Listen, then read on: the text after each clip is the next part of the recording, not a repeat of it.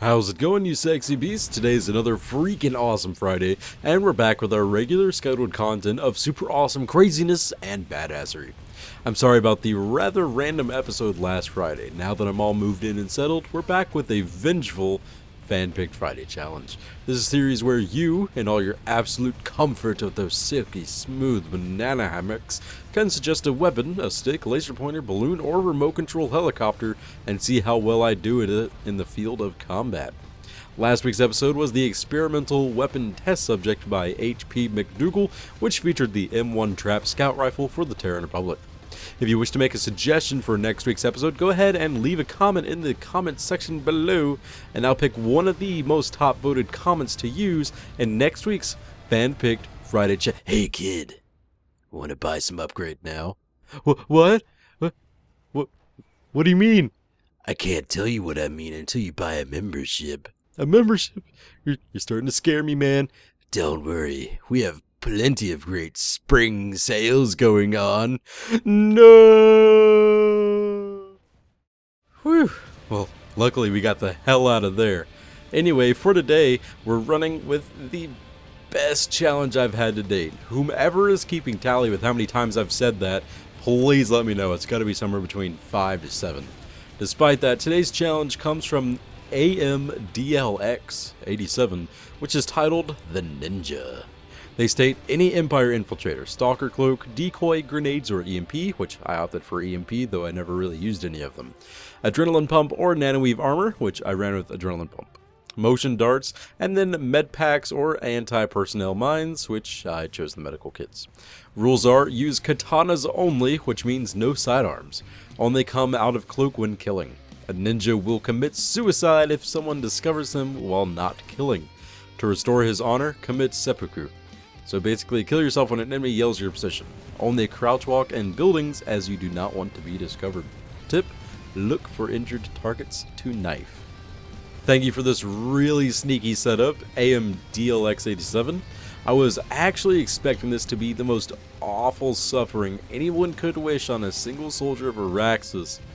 But holy crap, I was actually able to hold it together. I think I held a low KDR of around 1.6 when I first started out and was able to bring it up to a pretty impressive 2.75, which rounded itself back around a 2.1 when I got done recording. Overall, this was a very scary loadout to run since I was constantly feeling the eyes of my prey peering into my soul, yet they would never know I was there. Just like the White Death episode I ran with in the past, this loadout presented a massive risk, massive reward gameplay style that I'd never really thought of doing before. Every single kill was gratifying, and I was able to go on a slight kill streak of about 3 or 4 kills back to back. It would just make my butt start pumping my body full of adrenaline. It was fantastic. Anyone can run around with a commissioner and knife combo people down, but running around with a medical kit as a primary was hella fun. Anyway, let's talk some stats about the katana, or the knife. Since I was playing the new Conglomerate, my weapon was the Mag Cutter. The Empire-specific variants for the Terran Republic and the Vanu Sovereignty are the Chain Blade and the Force Blade, respectively. Now, I know what you're thinking. Drathamus, what are the Empire-specific statistics of these weapons? And you'd be right to ask that.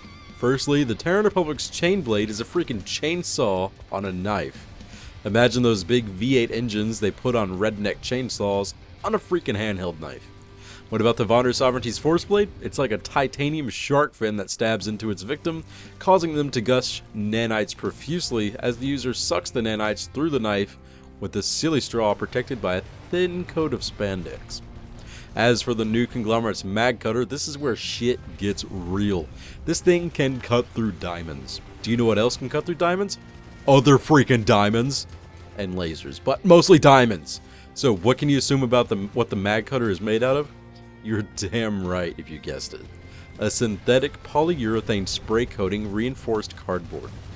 But enough of that, let's get into some real statistics. The Mag Cutter is a melee weapon that deals a maximum of 625 damage per shot up to 1 meter and falls off to a minimum damage of 0 out at 2 meters and beyond.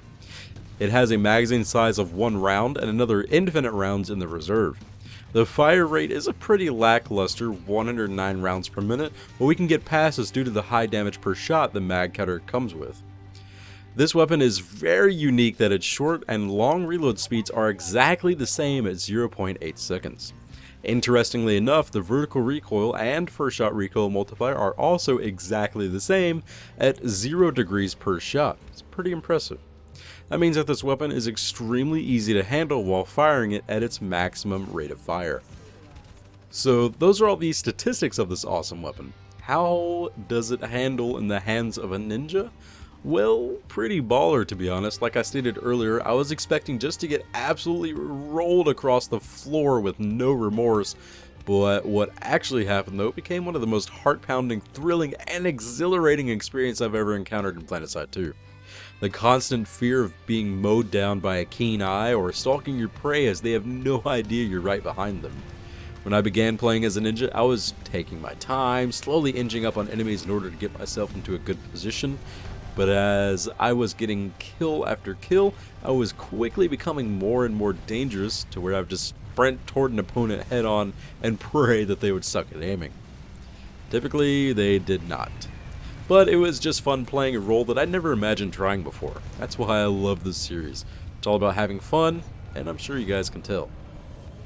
I wasn't able to get some super cool kill streaks, as I was being rather sneaky and unsuspecting in this week's episode, so I'm sorry if the gameplay was rather bland.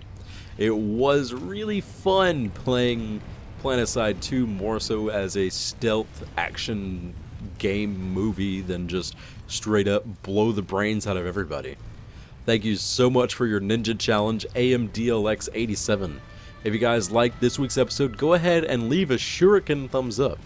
If you have a sweet idea for next week's episode, go ahead and leave a comment in the section below. Make sure to include any nunchucks, smoke bombs, crossbows, kunai, or whatever else you can think of, and I'll choose one of the most top voted comments for next week's Fan Pick Friday Challenge. Thank you all so much for watching, and I really hope you enjoyed this video. Each and every one of you are freaking amazing. Never think otherwise. And if you would like to see more videos like these, then go ahead and subscribe. It's free.